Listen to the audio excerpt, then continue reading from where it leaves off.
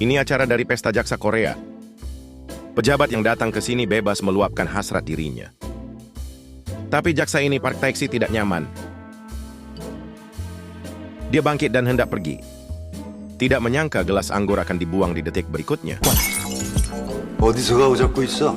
Tae-syu tidak pernah menyangka bahwa tindakannya akan menyinggung Menteri Han yang terkenal. Dia datang dan menampar wajah Tae-syu di depan umum. Dan biarkan Tae-syu melepaskan harga diri yang tidak berguna dan yang disebut keyakinan itu, aku datang ke sini tidak untuk melayani jaksa setelah semua kerja. Hanya dengan bergerak lebih dekat ke dunia, kamu akan menjadi makmur dan kaya.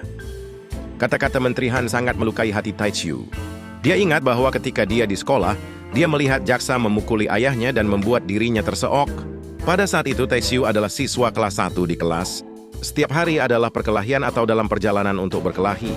Sampai dia melihat ayahnya seorang gangster berlutut di depan jaksa dan memohon belas kasihan. Itu sebabnya Tae-syu menyadari bahwa dia tidak cukup hanya mengandalkan otot saja.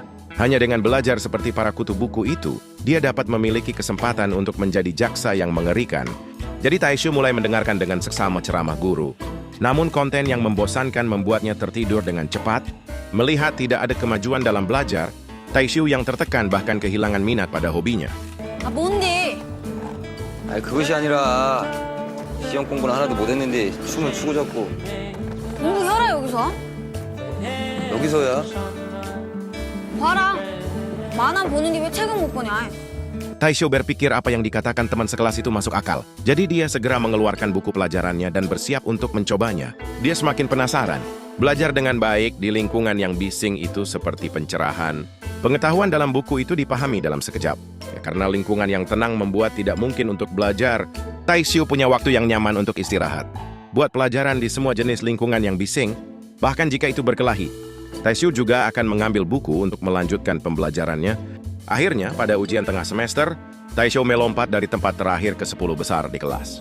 Ini membuat kepala sekolah tidak percaya bahwa ini adalah hasil dari ujian bajingan itu. Pada akhirnya dia mendapat makan mie goreng dan steak asam manis dari kepala sekolah dengan nilai tinggi. Segera setelah itu, Tae-syu diterima di Universitas Nasional Seoul dengan kelas 1 di sekolah. Kelancaran akademik memungkinkan Tae-syu untuk berhasil lulus ujian peradilan setelah lulus dari perguruan tinggi. Sebelum resmi menjadi jaksa, Tae-syu masih harus belajar di Judicial Research Institute selama 2 tahun. Anak-anak muda di dalamnya juga menjadi mak comblang. Segera, Tae-syu diatur untuk pergi kencan buta dengan seorang gadis kaya. Saat gadis itu mendongak, Tae-syu menemukan bahwa orang ini adalah cintanya pada pandangan pertama. Ternyata belum lama ini, kecelakaan lalu lintas menghalangi jalan Tae-syu untuk bekerja. Saat dia sedang berjuang, sebuah mobil sport melaju ke depan. Wanita cantik berkaki jenjang yang turun dari mobil mendekat. Dia menendang pengemudi yang menghalangi jalan ke tanah.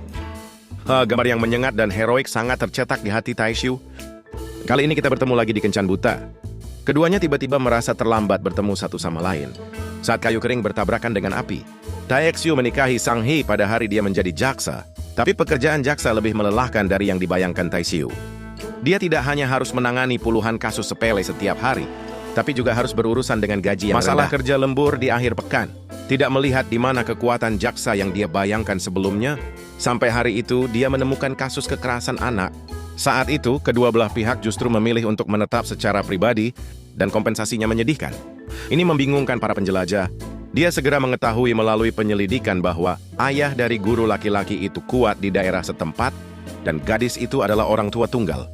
Ibunya memiliki sakit kejiwaan. Satu-satunya sumber pendapatan adalah menjual sushi di jalan.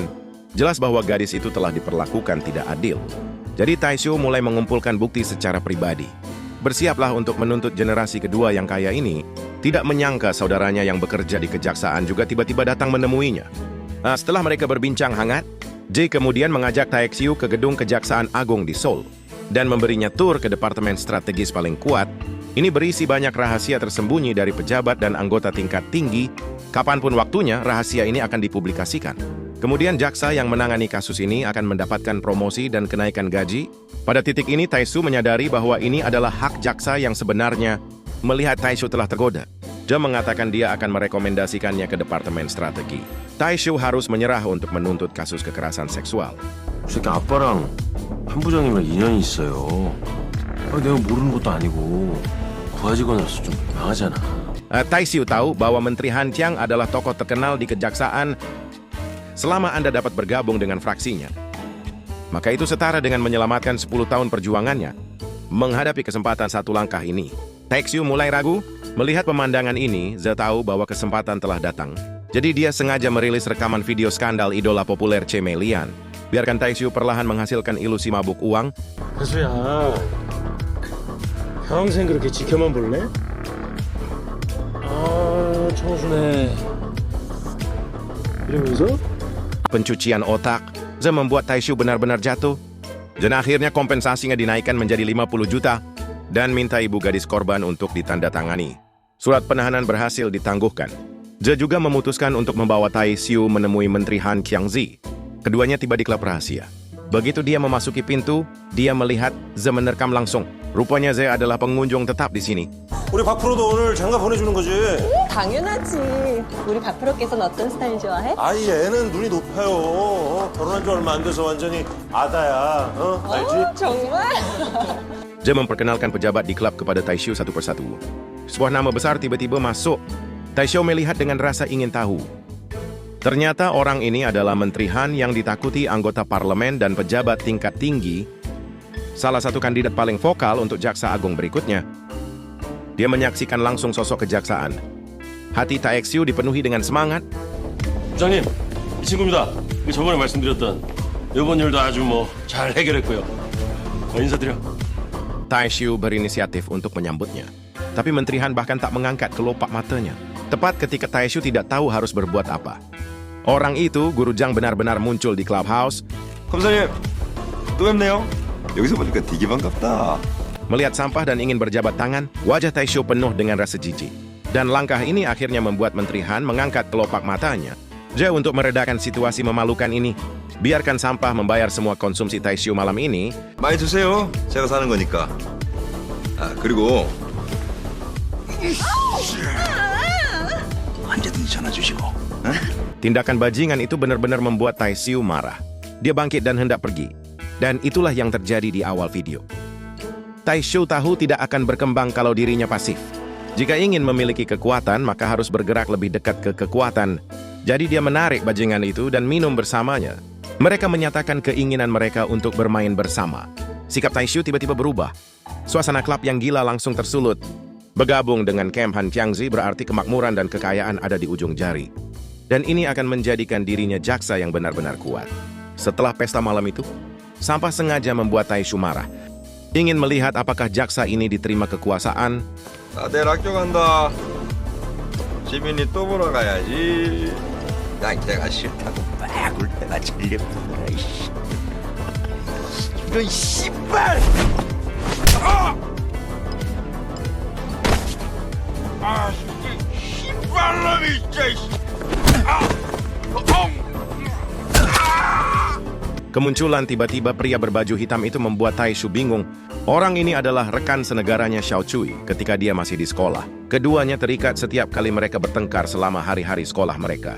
Kemudian setelah Tae-Syu diterima di universitas, Xiao Cui bergabung dengan geng anjing liar dunia bawah Mupu. Menjadi tangan kanan dari elit bos kulit hitam, geng anjing liar selalu kejam. Alasan mengapa tidak ada rasa takut? Itu karena dia mendapat dukungan dari Han Kyang-zi di belakang punggungnya. Bos kulit hitam untuk berterima kasih kepada Han Kyang-zi, biarkan Xiao Cui mengirim upeti secara teratur, keduanya yang bertemu kembali dan saling kagum.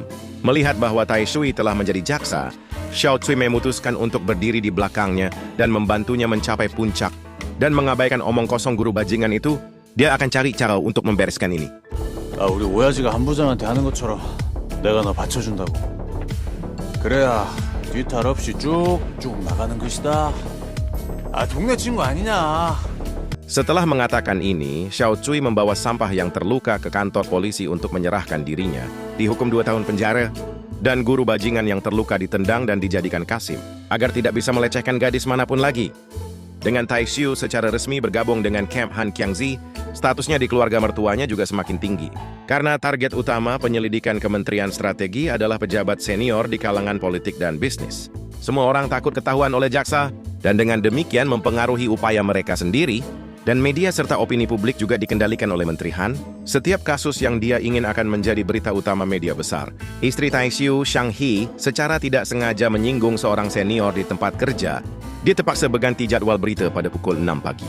Setelah mengetahui itu, dia meminta Menteri Han untuk membantu Xiangxi segera digantikan oleh pembawa acara pada prime time pada pukul 6 sore. Dan Taishu juga belajar menggunakan kekuatan di tangannya.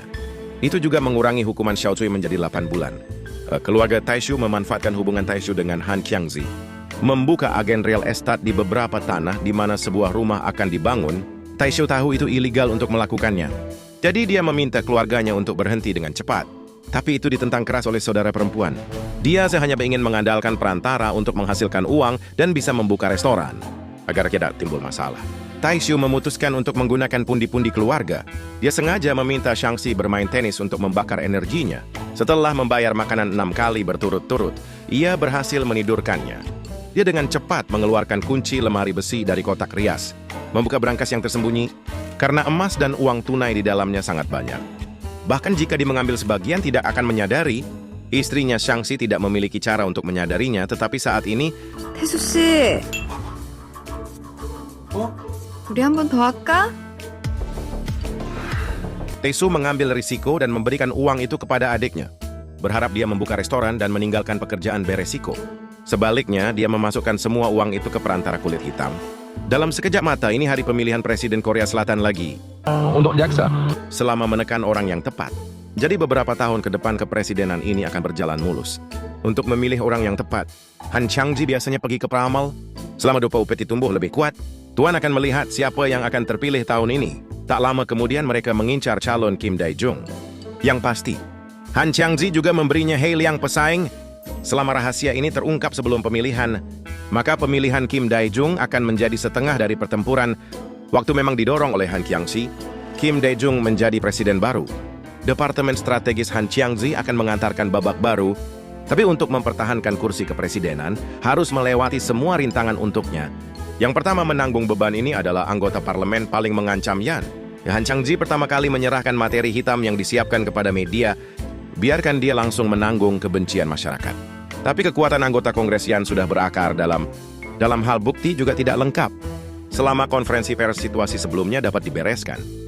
Tapi dia tidak menyangka Han Qiangzi sudah siap sejak lama. Pada hari jumpa pers, dia membiarkan media melaporkan skandal penggunaan narkoba bintang film populer Cha Mei-lian. Karena hubungan khususnya dengan anggota Kongres Yan, dan ceritanya menjadi viral. Di balik skandal yang lebih besar, anggota Kongres Yan harus dipaksa untuk tunduk pada penyelidikan oleh kejaksaan. Setelah berhasil membersihkan semua rintangan untuk presiden, kekuatan Han Qiangzi telah mencapai puncak.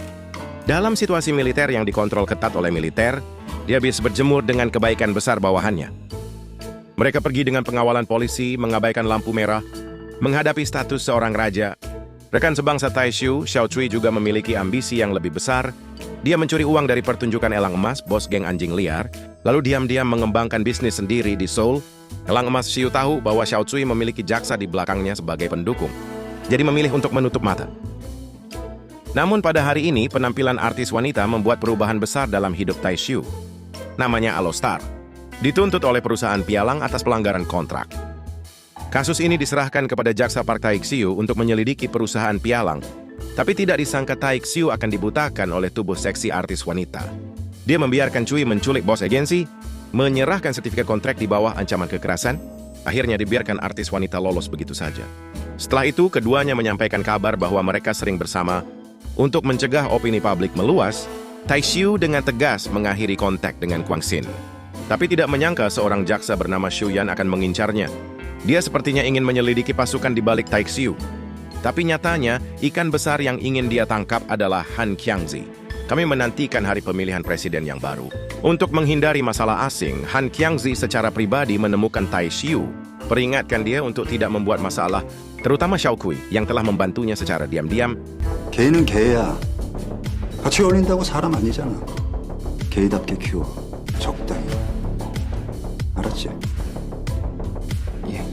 Menghadapi peringatan Han Qiangzi, Taishu tahu bahwa dia tidak berkutik. Ternyata belum lama ini, adik dan ipar Taishu pergi ke agensi kulit hitam dan meledak. Kakak ipar melempar masalahnya ke Taishu dan melarikan diri. Untungnya, Xiao Cui datang untuk membantu tepat waktu. Taishu segera menangkap kakak iparnya.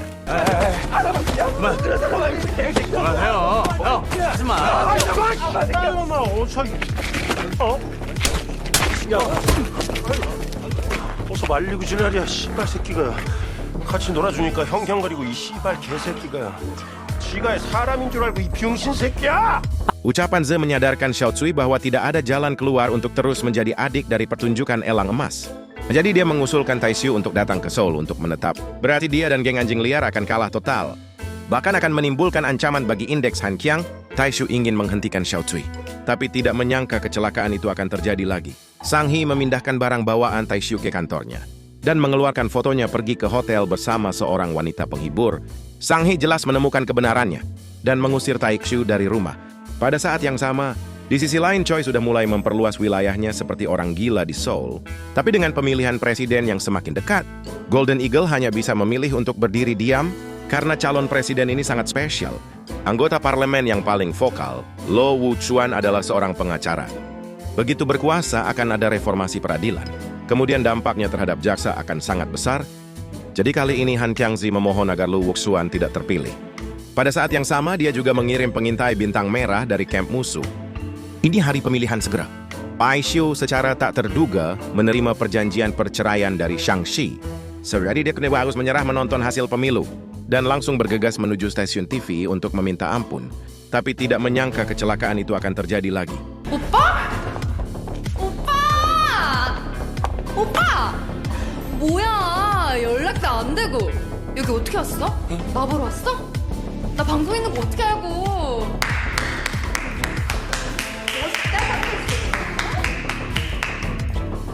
Melibekat berbalik dan pergi, Shang-Chi Tangshu ingin mengejar dan menjelaskan, tapi tidak peduli apa, sudah terlambat. Dan yang membuatnya semakin putus asa adalah Roh Mo Hyun telah resmi terpilih sebagai presiden baru dan kemalangan tidak datang sendiri-sendiri. Xiao Tsui mulai berperilaku lebih gila lagi untuk membuat Taishu berkuasa. Sehari setelah presiden baru terpilih, dia secara terbuka menyatakan bahwa dia memiliki hubungan dekat dengan seorang jaksa. Rupanya, satu-satunya orang yang mampu menghadapi dunia bawah adalah Menteri Han. Pada saat yang sama, ia mencalonkan diri sebagai calon jaksa agung. Begitu laporan itu keluar, dia benar-benar didiskualifikasi. Han Qiangzi yang marah mengirim semua kemarahannya ke Taishu untuk menyelesaikan semua masalah ini dan menyelamatkan nyawa Xiao Tsui. Cara terbaik adalah mengirimnya ke penjara. Jadi Taishu sebelum anjing liar menemukannya, diatur agar polisi membawanya ke penjara. Meskipun masalah Xiao Tsui telah terpecahkan, tetapi Han Qiangzi juga menghadapi krisis yang lebih besar karena dia memberi kubu lawan pegangan di sisi lain sebelum pemilihan. Dia sampai ke telinga Lo Woo-chuan. Kemudian Han Qiangzi akan benar-benar hancur, jadi dia memutuskan untuk mencari kambing hitam untuk membantunya. Han Qiang hanya mengincar para direksi yang mengurus Chanhe Bintang Merah, gunakan Secret Sien untuk membuatnya mengakui bahwa dia melakukan semuanya. Kemudian dapat digunakan sebagai bukti lagi untuk mengetahui kejahatan kelalaian tugas. Han Qiang menunjukkan bahwa dengan cara ini, dia menyapu duri di mata Lo Woo-chuan. Tetapi jika dia ingin mendapatkan posisi jaksa agung, dia harus mengatur ulang pasukan. Memindahkan Taishu yang penuh teka-teki ke tempat itu, kemudian butuh 1 tahun untuk membuat bom dan krisis. Bersiaplah untuk memaksa Presiden Roh Mo Hyun mundur. Pada saat yang sama, dia juga meminta geng anjing liar untuk menghilangkan kekuatan Xiao Tsui. Kongres segera meloloskan pembicaraan damai Presiden. Lo Woo-chuan resmi mundur. Taishu yang mengetahui berita itu langsung menghubungi Ze. Dia ingin kembali ke Departemen Strategi sesegera mungkin. Tapi itu sudah lama tidak disetujui oleh Han Qiangzi. Taishu yang depresi pergi ke penjara untuk mengunjungi Xiao Tsui. Memberitahu bahwa di luar penuh dengan kekuatan geng anjing liar harus melarikan diri sesegera mungkin. Tapi Xiao Tsui tidak mau mengakui kekalahan begitu saja. Dia memberitahu Taishu tentang lemari besi rahasianya, minta dia untuk memberikan sebagian uangnya kepada saudara-saudara yang tersisa. Setelah dia keluar dari penjara, dia akan cari cara untuk kembali. Taishu tahu bahwa Xiao Tsui akan mati jika dia melakukan ini. Jadi dia mengembalikan semua uang yang dia curi. Sehingga dia dapat memiliki kesempatan untuk hidup. Jaksa Xiu Yan tiba-tiba datang ke Villa Taishu hari itu. Memberitahunya banyak hal tentang Xiao Tsui. Ada sesuatu yang sudah dia ketahui tentang hubungan itu. Alasan mengapa dia tidak menangkap sekarang adalah karena ingin menggunakannya untuk menyelamatkan Han Qiangzi. Taishu tahu bahwa Xiu Yan tidak bisa berhasil. Jadi mereka mengusirnya dari rumah dengan cara sesat. Lalu Taishu segera datang ke Seoul, ceritakan semua yang terjadi hari ini pada Azhe. Dia pikir akan memiliki kesempatan untuk kembali ke Departemen Strategis kali ini. Tapi tak menyangka, Ze akan merubah sikap. Jili ingin menjauhkan diri dari Taishu. 너 씨발 이러다가 감찰반에서 너 타고 들어와서 우리까지 좆대면 어떡하려고 그래? 어? 얌전하게 찌그러져 있어. 숨죽이고. 부탁할게 개새끼야. Kata-kata Ze membuat Tai Shui menyadari bahwa dia tidak akan pernah bisa kembali ke blok strategis, dan Xiao Cui dibebaskan lebih awal. Tetapi ketika mengetahui bahwa uangnya tidak dibagikan kepada saudaranya, Xiao Cui menyadari bahwa Ze mungkin telah mengkhianati. Jadi malam itu dia mengumpulkan saudara-saudaranya untuk menemukan Tai Shui yang mabuk dan memanggilnya. 태수야, 네가 나 이렇게 만들었냐? 그게 중요하냐 지금? 그게 중요해? 야, 이 개새끼! 어이 개새끼야! 우리 끝났어 이 비용신 새끼야! 누가 이렇게 만들어도 그게 뭐가 중요해 이 새끼야! 뭐 알면 뭐 어쩔 건데? 뭐? 혹시라도 할 거야? 다 끝났다고 이 개새끼야! Setelah ventilasi Tai Shui berjalan pulang, dan tidak menyangka Ze tiba-tiba bergegas dengan Han Qiangzi. Meminum segelas shochu dengan Tai Shui malam ini, perubahan haluan yang tiba-tiba membuat Tai Shui sangat bersemangat. Dia bergegas masuk ke dalam mobil Han Qiangzi. Nantikan untuk kembali ke departemen strategi besok. Tapi tidak menyangka akan pergi begitu saja. Xiao Cui tiba-tiba melaju, hantam mobil Han Qiangzi dan terhempas. Karena benturan keras kap mesin terlepas. Ketiganya beruntung bisa selamat setelah dibawa ke rumah sakit. Tapi yang membingungkan Tai Shui adalah Han Qiangzi dan Ze yang datang kepadanya untuk minum, tiba-tiba dipindahkan ke rumah sakit lain tanpa bertanya. Sepertinya ini adalah skenario yang disengaja. Sampai bulan ke-6 hilangnya Xiao Cui. Polisi menangkap anak buahnya di kasino. Barulah Tai Shui akhirnya mengerti kebenarannya saat itu. 당신 우리 형님 아니었으면 진작에 뒤졌어. 이씨. 당신 교통사고 난 적 있지라. 그때 당신 한강식한테 죽을 뻔한 거요. 한강식이 들깨파 기붕수 대기시켜놓고 있었어. 당신 죽이려고. 아이고 형님이 당신 구해준 거지. 당신 살리려고 차 몰고 와서 당신 죽는 거 막은 거라고 이 새끼야. 형님! 모든 것을 뺏어! 그럼도 당한 것게. 그럼도 내가 그놈 지켜줘야지. 내가 약속했으니까. Xiao Cui untuk menyelamatkan Tai Shui. Dia menjadi target Han Qiangzi dan elang emas Xiu. Setelah berbulan-bulan dalam pelarian, Xiao Cui memutuskan untuk tidak bersembunyi lagi. Dia menggunakan sisa tabungannya untuk membeli jas, lalu masuk ke geng anjing liar sendirian untuk menemukan elang emas. Rupanya dia telah melepaskan gagasan untuk bertahan hidup. Pada akhirnya, Cui kalah jumlah dan secara brutal dimakan oleh anjing liar. Beberapa hari kemudian, adik Tai Shui tiba-tiba datang, mengatakan ayah mereka tiba-tiba dibawa pergi oleh polisi. Jadi Tai Shui memanggil Ze. Dia ingin di-ban. Tapi Ze membuat syarat dengan Tai Shui selama dia mengundurkan diri sebagai jaksa. Dia berjanji akan membebaskan ayahnya. Mendengarkan syarat Azhi, Tai Shui langsung pingsan karena marah. Dia merenungkan apa yang telah dia lakukan selama bertahun-tahun. Dia telah menolak semua godaan. Apakah hidupnya akan berbeda? Akhirnya Tai Shui memilih untuk mengundurkan diri sebagai jaksa. Ayah yang diselamatkan. Segera setelah itu, Lim Yong Bak menjadi presiden baru Korea Selatan untuk mengkonsolidasikan kekuatan Han Qiangzi untuk melakukan penyelidikan terhadap mantan presiden karena tekanan tinggi akhirnya memilih untuk bunuh diri. Dan Han Qiangzi akhirnya dipromosikan dari menteri menjadi jaksa agung bajai menggantikannya. Melihat dirimu gagal dalam hidup, Tai Shui tidak mau duduk diam. Dia memutuskan untuk mempertaruhkan segalanya untuk langkah terakhir hidupnya. Tai Shui datang ke Pulau Ruyi untuk membuka firma hukum. Lalu cari Suyon, jaksa yang dikirim ke pedesaan. Dia inginkan bergabung dengannya untuk menjatuhkan Han. Tapi dengan kekuatan hanya 2 orang, itu hanya setetes di ember. Pasti ada yang kuat. Dukungan latar belakang besar. Jadi Tai Shui pergi mengunjungi ayah mertuanya yang telah berurusan dengan politisi. Mendapat beberapa saran dan kontak darinya. Dengan dukungannya. Kembali bersama Xiangzi adalah hal yang lebih penting berikutnya. 밥 사줄게. 가자, 보니까. Atas rekomendasi ayah mertuanya, Tai Shui mengenal anggota inti partai oposisi. Setelah mendengar semua yang dia alami, pimpinan senior partai oposisi memutuskan untuk menyesuaikan Tai Shui. Untuk mengungkap rahasia jaksa kepada publik. Tak lama kemudian, Han Qiangzi dan Ze melihat serangan balik Tai Shui. Jika dia tidak merespons tepat waktu, itu pasti akan benar-benar menghancurkan kekuatannya. Oleh karena itu, Han Qiangzi mengadakan konferensi pers untuk pertama kalinya tanggapan komprehensif terhadap masalah yang dikatakan Tai Shui. Tapi yang tidak dia ketahui adalah kekuatan jahat di belakang Han Qiangzi sudah mulai hancur. Saudara laki-laki Xiao Cui bersedia mengambil risiko masuk penjara, melaporkan kekejaman geng anjing liar. Jaksa Shuyan yang menerima laporan dengan cepat menangkap acara elit bos kulit hitam. Di depan sejumlah besar saksi dan bukti fisik. Elit hanya bisa menerima hukuman hukum dengan patuh. Untuk membuat Han Qiangzi benar-benar tidak berdaya untuk melawan. Tai Sui membuat langkah besar di akhir konferensi pers. 광주 광산을에 공천을 거부하고 이 자리에서 당에 요구하는 바입니다. 저를 정치의 1번지 종로로 공천해 주시기 바랍니다. Para wartawan gempar. Karena jalan tengah adalah tempat termudah bagi partai oposisi untuk melahirkan presiden yang terikat. Masuknya Tai Sui ke tengah berarti bahwa presiden adalah tujuan utamanya. Setelah wartawan di konferensi pers Han Qiangzi mengetahui berita itu, mereka semua beranjak dan datang ke sisi Tai Sui. Dengan angin opini publik yang membelot lagi, Han Qiangzi telah mencapai titik di mana mantan keledai terus mengusiknya. Kembali menyerang dengan cara orang tersebut. Dan itulah yang Tai Sui pelajari darinya.